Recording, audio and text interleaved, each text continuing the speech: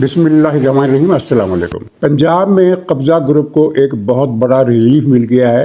Relief क्या मिला है? एक ओपन लाइसेंस मिल गया है कि जो चाहे जिसकी जायदाद चाहे कब्जे में ले ले, कोई उसे पूछने वाला नहीं। अदालत उसकी पुश्त पर खड़ी है। इस पर ज़रूरी बात करनी है। और फिर पीटीआई ने 8 फरवरी को पहिया जाम और शटर डाउन हड़ताल की कॉल दी है। इसका क्या बनेगा? और आखिर में एक मुबाहिसा है। हर जगह ये बात हो रही है कि क्या पीटीआई बतौर सियासी जमात ख़त्म हो चुकी है, और नज़र यही आ रहा है कि वो बतौर जमात उसका वजूद बाकी नहीं रहा। तो इस ख़ात्मे की क्या वजह है और क्यों ऐसा हुआ कि दुनिया की तारीख़ में इससे पहले ऐसी कोई मिसाल नहीं मिलती कि कोई सियासी पार्टी इतनी जल्द अपना वजूद खो बैठी हो। तो उसकी वजह क्या है और उस वजह पर तवज्जो ज़्यादा लोगों की नहीं है, उस पर हम बात करेंगे। ये एक बहुत ज़रूरी नुक्ता है। तो सारे फहरिस्त पंजाब में मरीम नवाज़ शरीफ साहब की हुकूमत ने कई इक़दामात गलत किए हैं और बहुत गलत इक़दामात किए हैं, लेकिन कई इक़दामात अच्छे भी किए हैं। और बताने वाले बताते हैं कि अच्छे कामों की तादाद बहरहाल गलत कामों की निस्बत ज़्यादा है। और इन अच्छे कामों में से एक था property ordinance, property ownership ordinance. इसके तहत पंजाब का एक बहुत पुराना, बल्कि पंजाब के पाकिस्तान में, ये पूरे पाकिस्तान में ये मसला है कि लोगों की जायदादों पर दूसरे लोग काबिज़ हो जाते हैं और फिर वो कब्ज़ा उनका पक्का हो जाता है, क्योंकि अदालती निज़ाम इन लोगों की पुश्त पनाही करता है और सारा सिस्टम ही पाकिस्तान का कोलैप्स होने के करीब है। तो ये मसला भी संगीन से संगीन तर हो गया है। जिसका जी चाहता है गन पॉइंट पर वो किसी के मकान, बंगले, प्लाट, बिल्डिंग, दफ्तर पर कब्ज़ा कर लेता है और फिर उसे छुड़ा नहीं पाता। पंजाब में ये मसला ज़्यादा है क्वांटिटी के एतबार से भी, क्योंकि पंजाब की आबादी ज़्यादा है, आधे पाकिस्तान के बराबर तो पंजाब है। और इस मसले को हल करने के लिए मरीम नवाज़ साहबा ने एक कानून नाफिज किया। ये कानून बहुत ही अच्छा था और मसले का एक सादा हल था कि जिसको भी ये दावा है कि मेरी ज़मीन या मेरी जायदाद पर किसी दूसरे ने नाजायज़ कब्ज़ा कर लिया है, तो वो एक दरख्वास्त दे और अपने कागजात लेकर रेवेन्यू ऑफिस आ जाए। रेवेन्यू कमिश्नर जो है वो फरीक मुखालफ को भी बुलाएगा, उसके कागजात भी तलब करेगा। फिर दोनों के कागजात की रेवेन्यू डिपार्टमेंट से जांच होगी और उसके बाद फिर एक मखसूस मुद्दत में, 2.5-3 महीने की मुद्दत में ये केस निपटा दिया जाएगा। और अगर मुद्दई सच्चा है तो उसे उसकी जायदाद का कब्ज़ा मिल जाएगा। इस कानून पर अमल दरामद भी शुरू हो गया और बहुत सारे लोगों की ज़मीनें हुकूमत ने बज़ोर क़ुव्वत छुड़वा कर असल मालकों के हवाले कर दी। और ऐसे केस भी रिपोर्ट हुए जिनमें ये लोग हुकूमत को दुआएं देते हुए देखे गए या पाए गए। लेकिन फिर हुआ ये कि अदलिया आड़े आ गई और कल लाहौर हाई कोर्ट ने एक फ़ैसला सुनाया जिसमें इस कानून पर अमल दरामद रोक दिया गया। न सिर्फ ये है कि अमल दरामद रोक दिया गया, बल्कि जिन जायदादों और मकानों पर नाजायज़ कब्ज़ा छुड़वाया गया था और उनके असल मालकों को ये चीज़ें, ये जायदादें दे दी गई थी, उनको भी हुक्म मिला है कि वो अपनी जायदादों से दस्तबरदार हो जाए और अपनी जायदादों को नाजायज़ काबज़ीन के सुपुर्द कर दें या गवर्नमेंट ये काम करवाए। ये इतना अफसोसनाक फ़ैसला था, लेकिन लोग इस पर हैरत ज़ाहिर कर रहे हैं। मुझे हैरत नहीं है, क्योंकि पाकिस्तान में यही चलता आया है। मैं एक क्लासिकल मिसाल आपकी खिदमत में पेश करना चाहता हूँ। ज़ियाउल हक के दौर में एक नाबीना लड़की को कुछ अवबाश गुंडों ने अगवा कर लिया। और नाबीना लड़की क्या कर सकती थी? उसके साथ उन्होंने जबरन बदकारी की, उस पर जुल्म किया और बहरहाल ये उन्होंने कर्म किया कि उसे ज़िंदा छोड़ दिया, मार नहीं दिया। तो उस लड़की ने फिर अदालत से रुजू किया। तो अदालत ने जो फ़ैसला सुनाया वो पाकिस्तानी अदलिया का एक आइकन फ़ैसला है। सिंबलिज़म उसमें पूरा आ जाता है कि पाकिस्तानी अदलिया क्या चीज़ है। उस केस का फ़ैसला ये हुआ कि चारों ओबाश जिन्होंने एक नाबीना लड़की को अगवा करके जबर का निशाना बनाया था वो बरी कर दिए गए और लड़की को हदूद आर्डिनेंस का मुजरिम करार देकर उसे कोड़े मारने और 10 साल के लिए कैद में रखने का हुक्म सुना दिया गया। ये था अदलिया का इंसाफ। और बाद में इस फैसले पर अमल भी हुआ जुज़वी तौर पर, यानी उसे कोड़े मारे गए। इस जुर्म में मारे गए कि वो नाबीना क्यों थी, इस जुर्म में मारे गए कि उसने 4 उबाश गुंडों को मार के क्यों नहीं भगाया, इस जुर्म में लड़की को कोड़े मारे गए।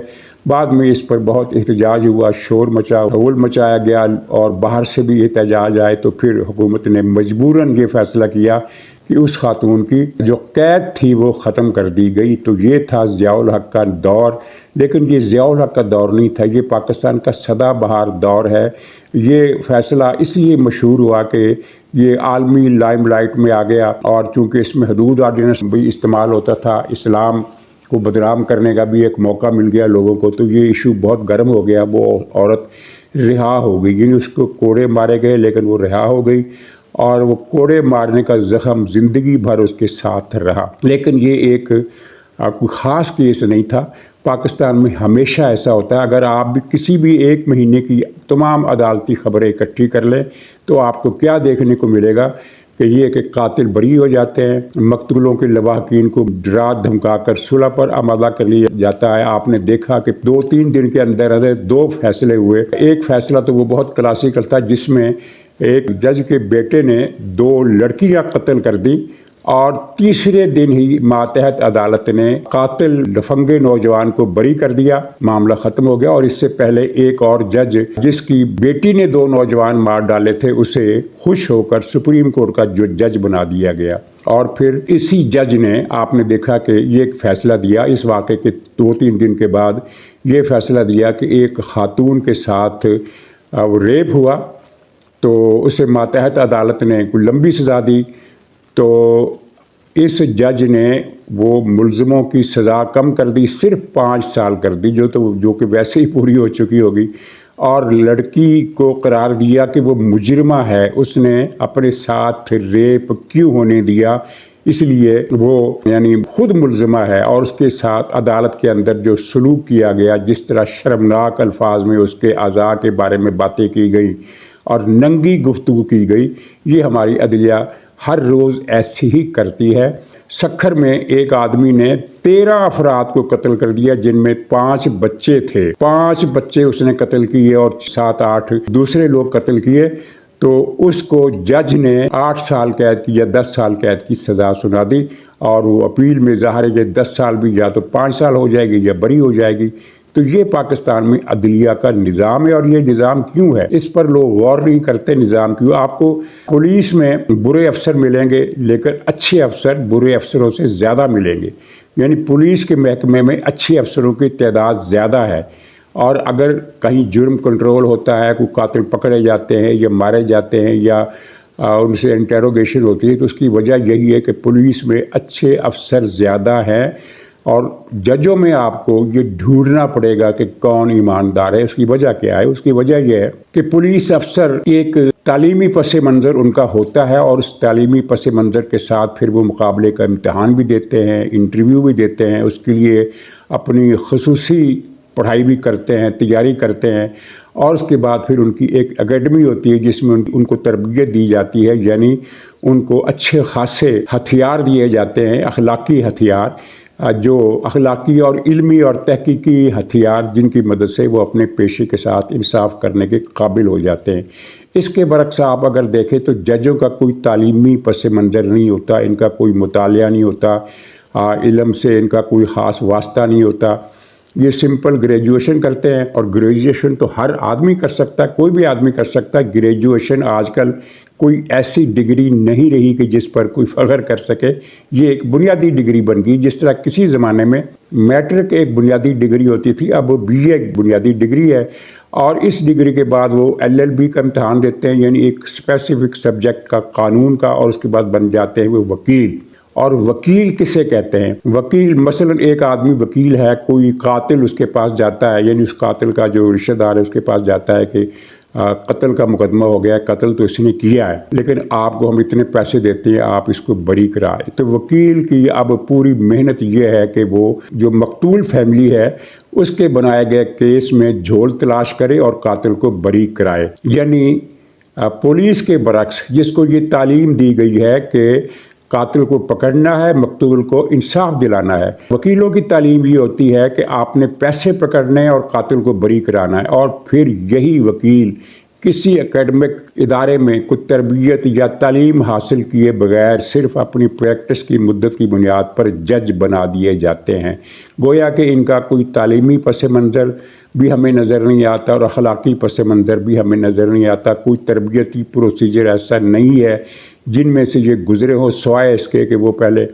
سیشن جج بن جاتے ہیں، پھر ہائی کورٹ کے جج بن جاتے ہیں، پھر سپریم کورٹ کے جج بن جاتے ہیں. اس کے علاوہ کوئی ان کا تربیتی پروسیجر نہیں ہے. تو اس پس منظر میں پھر یہ ہمارا نظام انصاف یہی کچھ کرے گا جو ہوتا ہے کہ مظلوموں پر انصاف کے دروازے بند. ایک لڑکا آوارہ گردی کرتے ہوئے پکڑا جاتا ہے، جیل میں چلے جاتا ہے اور پھر وہ بڈھا ہو کر رہا ہوتا ہے. یعنی جب وہ رہا ہوتا ہے تو اس کی ساری عمر گزر چکی ہوتی ہے کس جرم میں کہ وہ آوارہ گردی کر رہا تھا. لیکن قاتل چھوٹ جاتے ہیں، ڈکیت چھوٹ جاتے ہیں. آپ نے دیکھا ہوگا کہ سپریم کورٹ میں جب راؤ انوار سیریل کلر، ہزاروں بے گناہ انسانوں کا قاتل سپریم کورٹ آتا ہے تو سپریم کورٹ کس طرح اس کے حضور سجدہ ریز ہو جاتی ہے. اور جب وہ پراپرٹی ٹائکون پاکستان کا ایک مجرم اعظم ملک ریاض سپریم کورٹ آتا ہے تو کس طرح سپریم کورٹ کے وہ دروازے کھول دیے جاتے ہیں جو صرف ججوں کے لیے مخصوص ہے اور اس کو گاڑی سے. اسی طرح کوئی بھی بااثر ہر مافیا پاکستان میں پنپ رہا ہے تو اس کی وجہ نظام انصاف کی پشت پناہی ہے. تو اب پنجاب حکومت کا ایک اچھا کام غتر بود کر دیا گیا ہے. تو میرا تبصرہ یہ ہے کہ اب دیکھیے کہ یہ طبقہ مظلوموں کا اس کی بد دعائیں کس کا رخ کرتی ہیں. تو یہ ایک افسوس کی بات تو ہے لیکن حیرت کی بات نہیں ہے. پاکستان میں نظام انصاف یہی ہے جو ہمیں نظر آ رہا ہے. لیکن دیکھیے مریم نواز حکومت اس کو سپریم کورٹ میں چیلنج کرنے میں کتنی جلدی دکھاتی ہے. جتنی جلدی دکھائے گی اتنا ہی اچھا ہوگا کیونکہ ہائی کورٹ سے تو اب انصاف کے دروازے غریبوں پر اور مظلوموں پر بند کر دیے گئے اور قبضہ گروپوں کو ایک لائسنس دے دیا گیا کہ جو چاہو کرو، تمہیں کوئی پوچھ نہیں سکتا، تمہیں کوئی ہاتھ نہیں لگا سکتا، کوئی تمہیں ٹیڑھی نظر سے دیکھ نہیں سکتا. اچھا، پی ٹی آئی 8 فروری کو پہیہ جام ہڑتال کرنے والی ہے. یہ بہت بڑا اعلان کر دیا ہے اور یہ بہت بڑی حماقت والا اعلان کیا ہے. نہ یہ پہیہ جام کر سکیں گے، نہ یہ شٹر جام کر سکیں گے، نہ یہ سڑکیں بند کر سکیں گے. ان کی طاقت نہیں رہی. ان کی طاقت آپ کے علم میں ہے کہ پورا زور لگانے کے باوجود اڈیالہ کے باہر جو منگل بازار لگتا ہے ان کی بہنوں کا، تو اس میں پورا زور لگانے کے باوجود چند سو سے زیادہ لوگ نہیں آتے. حالانکہ انہوں نے ہر ایک M P A M N A کو، سینیٹر کو فردن اطلاع دی ہوتی ہے کہ آپ نے کل اتنے بندے لے کر وہاں پہنچنا ہے. اگر وہ سب لوگ 5 افراد بھی اپنے ساتھ لائیں تو 2-2.5 ہزار تو مجمع اسی کا ہو جاتا ہے. لیکن مجمع کیا ہوتا ہے، کبھی 50, 60, 70 اور کبھی سینکڑوں میں بات جائے تو 200, 250, 300, 400. اس سے زیادہ یہ منگل بازار جو ان کے قبلہ و کعبہ مرشد کا دارالحکومت ہے، وہاں یہ سینکڑوں چند سو سے زیادہ لوگ نہیں لا سکتے. تو یہ کیا سڑکیں جام کریں گے، کیا بلاک کریں گے. اور اس قومی کانفرنس میں جاوید ہاشمی نے خطاب کیا اور جیلیں بھرنے کی تجویز دی. تو جناب جیلیں کون بھرے گا؟ جنہوں نے جیلیں بھرنی تھی وہ تو گرفتاریوں سے بچنے کے لیے پختونخوا میں پناہ گزین ہے، وہاں ان کے لیے مہاجر کیمپ بنانے چاہیے. وہ لوگ جن کو سزائیں ہو چکی وہ بھی کے پی میں جا کر چھپ گئے. جن لوگوں کو سزائیں ہونے کا خدشہ تھا وہ بھی کے پی میں جا کر چھپ گئے، اور جن کو سزائیں دینے کا حکومت کا کوئی منصوبہ ہی نہیں تھا وہ بھی کے پی میں جا کر چھپ گئے. تو جو کے پی میں جا کر چھپ گئے تھے وہ جیلیں کہاں سے بھریں گے؟ کیا پشاور سے جیل بھرو تحریک چلائیں گے؟ وہاں کی جیلیں بھریں گے؟ سرکاری مہمان بنیں گے، اپنی ہی حکومت کے سرکاری مہمان. تو جیلیں بھرنے کی بھی ان کی طاقت نہیں ہے، بندے اکٹھے کرنے کی ان کی طاقت نہیں ہے، سڑکیں بند کرنے کی ان کی طاقت نہیں ہے. تو پھر کس برتے پر انہوں نے یہ اعلان کر دیا کہ 8 فروری کو پہیہ جام بھی ہوگا، شٹر ڈاؤن بھی ہوگا؟ میرے خیال ہے یہ کوئی اس طرح کی صورت بن سکتی ہے کہ پی ٹی آئی کی دفاتر اس روز بند رہیں گے اور اس طرح یہ کہیں گے کہ شٹر جام ہو گیا، اور کچھ دفتر تو پہلے سے ہی بند ہیں، کچھ دفتر جو کھلے ہیں وہ بھی بند ہو جائیں گے. تو یہ کہہ سکتے ہیں کہ دیکھو ہم نے 100% شٹر ڈاؤن کر دیا. اور ہڑتال اس طرح ہوگی پہیہ جام کہ اس روز پی ٹی آئی کا کوئی لیڈر اپنی گاڑی پر سوار ہو کر گھر سے باہر نہیں نکلے گا. گاڑی گھر ہی کے اندر رہے گی، گراج کے اندر رہے گی، پہیے جام رہیں گے. یوں ان کی پہیہ جام ہڑتال ہو جائے گی. اور اس کے علاوہ تو مجھے کوئی صورت نظر نہیں آتی. اور یہ اس اعلان کے برعکس ہے جو 2 روز قبل عمران خان نے دیا تھا آخری ٹویٹ میں اس میں انہوں نے کہا تھا کہ میں نے مذاکرات کا اختیار اچکزئی وغیرہ کو دیا ہے، اور اچکزئی وغیرہ نے کل جب اعلان کیا کہ ہاں مذاکرات کے دروازے بھی کھلے ہیں، تو ساتھ ہی یہ اعلان آ گیا کہ نہیں، کوئی مذاکرات نہیں بلکہ مزاحمت۔ اب پتہ نہیں یہ مزاحمت کس چیز کو کہتے ہیں۔ اچھا، یہ جو مباحثے والا سوال ہے نا، یہ اس پر زیادہ غور نہیں کیا جاتا ہے، اس پر بلکہ یک طرفہ بات کی جاتی ہے۔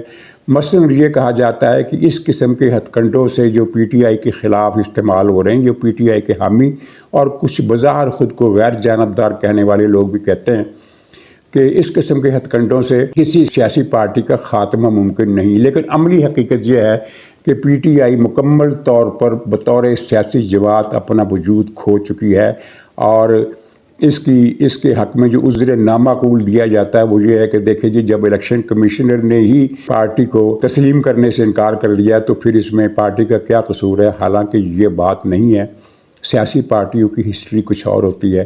میں آپ کو دو مثالیں دیتا ہوں۔ ایک جماعت اسلامی کی، ایوب خان کے دور میں جماعت اسلامی پر پابندی لگا دی گئی، اسے بین کر دیا گیا اور کہا گیا کہ یہ امریکہ کی پتہ نہیں کس کی ایجنٹ ہے، اور اس کو بین کر دیا گیا۔ لیکن جماعت اسلامی ایک دن بھی بین نہیں ہوئی۔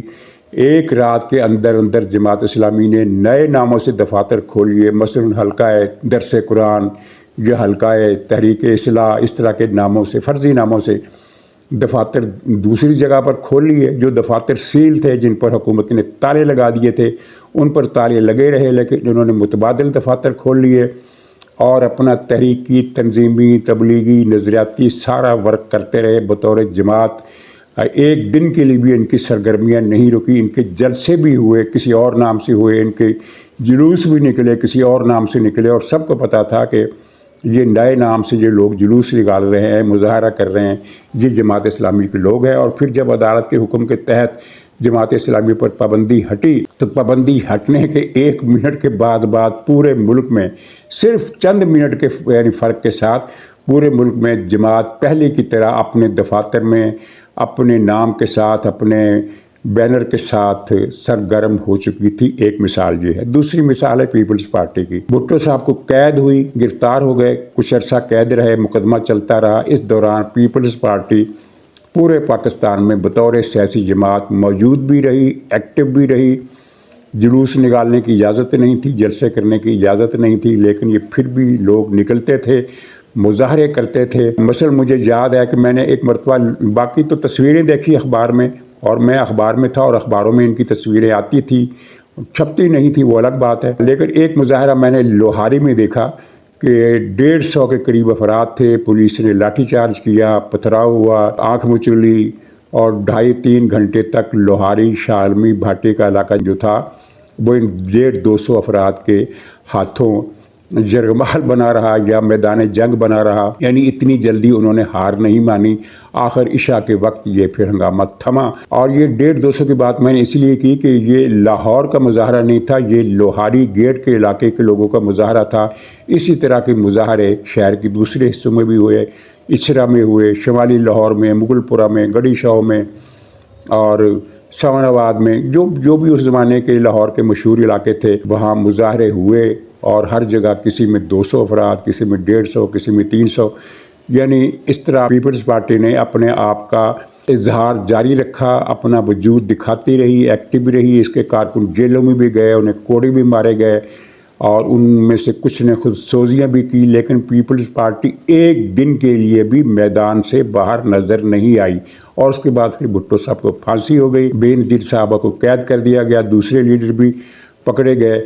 بظاہر پیپلز پارٹی کی پوری قیادت منظر سے غائب ہو گئی، اور یہ لیڈر لیس پارٹی ہو گئی۔ لیڈر لیس پارٹی ہونے کے باوجود پیپلز پارٹی پورے پاکستان میں بدستور موجود رہی، اور ضیاء الحق کی زندگی کے اور حکومت کے آخری دن تک اس کے مظاہرے، جلسے جلوس، سیمینار، فنکشن، ہر چیز ان کی جاری رہی، اور انہوں نے ہار نہیں مانی۔ حالانکہ اخبارات میں ان کی خبریں چھپنے پر اچھی خاصی پابندی تھی، بہت چھوٹی سی خبر لگتی تھی، کوئی آدمی مارا جاتا یا کوئی گاڑیاں جلانے کے واقعات میں کچھ زیادہ ہجوم ہوتا تو اس کی خبر قدر نمایاں انداز میں لگ جاتی، ورنہ نہیں۔ لیکن اس کے باوجود پیپلز پارٹی ایک دن کے لیے بھی سیز ٹو ایگزسٹ نہیں ہوئی، لیکن پی ٹی آئی 9 مئی کے بعد پی ٹی آئی ہمیں نظر نہیں آئی، کم سے کم 3 صوبوں میں تو کہیں بھی نظر نہیں آئی، اور پختونخوا میں بھی گنڈا پور کی متحرک شخصیت کی وجہ سے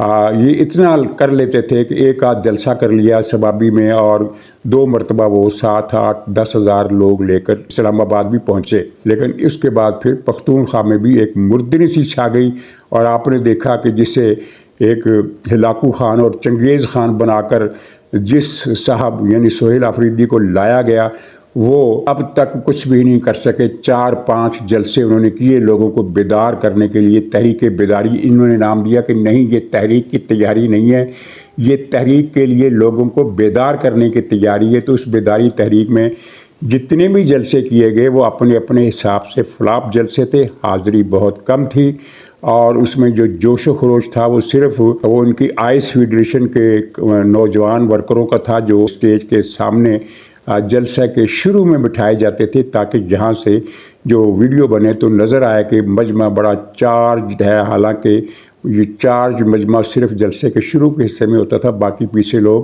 گھوم پھر رہے ہوتے تھے یا گپے مار رہے ہوتے تھے۔ تو یہ اس پارٹی کی حالت ہے۔ پارٹی عملاً وجود اپنا کھو چکی ہے، ختم ہو چکی ہے۔ اس کی وجہ کیا ہے؟ اس کی وجہ پر غور نہیں کیا گیا۔ وجہ یہ ہے کہ پی ٹی آئی کبھی بھی سیاسی جماعت نہیں رہی تھی۔ سیاسی جماعت کبھی مرتی نہیں ہے، کمزور ہو جاتی ہے، پیچھے چلی جاتی ہے، اور وہ اگر مرتی ہے تو وہ ڈیو ٹائم میں مرتی ہے، یعنی ہر پارٹی کی ایک عمر ہوتی ہے۔ ابن خلدون نے بھی یہی لکھا ہے کہ ہر نظریاتی یا سیاسی گروہ جو اٹھتا ہے تو اس کی ایک مدت ہوتی ہے۔ تو جیسے انڈیا میں کانگریس ایک طویل مدت کے بعد، یعنی تقریباً اس کو 40 سال کے بعد زوال آ گیا، پاکستان میں مسلم لیگ کو بھی زوال آ گیا ایوب خان کے زمانے میں، اس کے بعد جو مسلم لیگ کا پھر ہمیں وجود کہیں نظر نہیں آیا۔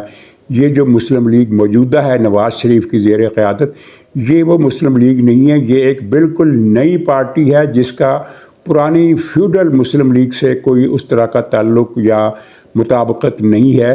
یہ نئی پارٹی ہے جس کا نام اتفاق سے مسلم لیگ ہے۔ جیسے ایک زمانے میں بہت مشہور اخبار ہوتا تھا مشرق، لاہور، پشاور، کوئٹہ، کراچی سے چھپتا تھا، اور پاکستان کا بہت زیادہ کثیر الاشاعت اور بہت مقبول اخبار تھا۔ اس نے بڑی روایات قائم کی، لیکن پھر وہ ضیاء الحق کے دور میں پریس ٹرسٹ کے اخبارات کا زوال آ گیا، وہ ختم ہو گئے۔ تو اب مشرق نام کے اخبار پشاور سے بھی نکل رہے ہیں، اور کوئٹہ سے بھی نکل رہے ہیں، اور لاہور سے بھی نکل رہے ہیں۔ ان کی پیشانیاں اسی طرح کی ہے جس طرح اس مشرق کی تھی۔ یہ اخبار ترقی کرے، ہماری دعا ہے، کیونکہ صحافت چلتی رہے، لوگوں کا ایک روزگار بھی چلتا رہے، اور صحافت کی روایت بھی چلتی رہے۔ لیکن ظاہر ہے، بتانے کا مقصد یہ ہے کہ یہ نام کی حد تک تو یہ مشرق اخبار ہے، لیکن وہ مشرق اخبار نہیں ہے جو ختم ہو گیا۔ پاکستان ٹائمز بند ہو گیا۔ اب اگر کوئی پاکستان ٹائمز کے نام سے اخبار نکالے گا تو وہ پاکستان نام کی حد تک تو پاکستان ٹائمز ہوگا، لیکن اس پاکستان ٹائمز سے کوئی تعلق نہیں ہوگا جو کہ ختم ہو گیا، فنا ہو گیا۔ تو اسی طرح سیاسی پارٹیوں کی مدت ہوتی ہے۔ مسلم لیگ بھی اسی ضمن میں آئی، ختم ہو گئی۔ پیپلز پارٹی ابھی ختم نہیں ہوئی، لیکن اس کا دائرہ اثر محدود ہو گیا، وہ ایک سندھ کی حد تک کی پارٹی بن گئی۔ لیکن اس زوال کو بھی آتے آتے کتنا عرصہ لگا؟ 67 میں یہ پارٹی بنی تھی، 33 سال وہ لگا لیں اور 25 سال یہ لگا لیں، یعنی 60 سال کے بعد پیپلز پارٹی پر زوال آیا، اور وہ ختم نہیں ہوئی۔ لیکن پی ٹی آئی 3 سالوں میں ہی ختم ہو گئی، فنا ہو گئی۔ اب اگر کوئی کہے کہ نہیں پی ٹی آئی تو موجود ہے، میں نے خود دیکھا، تو ظاہر ہے اس کی نظر کمزور ہے، اس میں اسے سلیمانی سرما کسی پنساری سے لے کر لگوانا چاہیے، یا کسی ہومیوپیتھک ڈاکٹر سے اپنی آنکھوں کو معائنہ کرانا چاہیے، کیونکہ پی ٹی آئی نہیں ہے ہی، کہیں اس کا وجود نہیں رہا۔ اب عمران خان جیل کے اندر ہے، وہ لامتناہی عرصہ تک جیل میں رہے گا۔ یہ لوگ جو کہتے ہیں کہ عمران خان ایک دن باہر آئے گا، وہ کسی مغالطے کا شکار ہیں۔ یہ ایک پروپیگنڈا یہ بھی ہو رہا ہے، تجزیے یہ بھی ہو رہے ہیں کہ جب اسٹیبلشمنٹ کی باتیں مان لے گی پی ٹی آئی اور پھر عمران خان باہر آ جائے گا، تو بھائی ایسی کوئی بات نہیں۔ عمران خان کا مسئلہ کسی فرد کی ناراضگی یا غصے یا غمی یا خوشی سے نہیں ہے، یہ 9 مئی کا چکر ہے، یہ بھارت سے ساز باز کا چکر ہے۔ کچھ لوگ کہتے ہیں کہ عمران خان نے فوج کو کمزور کرنے کی سازش کی، غلط ہے، فوج کو کمزور کرنے کی نہیں، عمران خان نے فوج کو ختم کرنے کی پلاننگ کی تھی۔ تو ایسے شخص کی رہائی ممکن نہیں ہے۔ یہ آپ چند برسوں کے بعد یہ بات دیکھ لیں گے۔ اور وجہ یہ ہے، آخری بات کرتا ہوں کہ پی ٹی آئی سیاسی جماعت نہیں ہے، یہ ہے کلٹ۔ اور کلٹ کا جو پورا تجربہ ہم نے دیکھا ہے وہ یہی ہے کہ جب کلٹ کا گرو ختم ہو جاتا ہے تو کلٹ بھی ختم ہو جاتا ہے۔ گرو کے بعد پھر کلٹ کا وجود نظر نہیں آتا۔ تو گرو صاحب جو ہیں وہ جیل میں ہیں اور وہ جیل ہی میں رہیں گے، لہٰذا پی ٹی آئی کے احیا کے ری گروپنگ کے کوئی امکانات نہیں ہے، کیونکہ یہ پارٹی ہے ہی نہیں، یہ تو کلٹ ہے۔ ناظرین اجازت دیجیے، انشاءاللہ اگلے ولاگ میں پھر ملاقات ہوگی، تب تک کے لیے خدا حافظ۔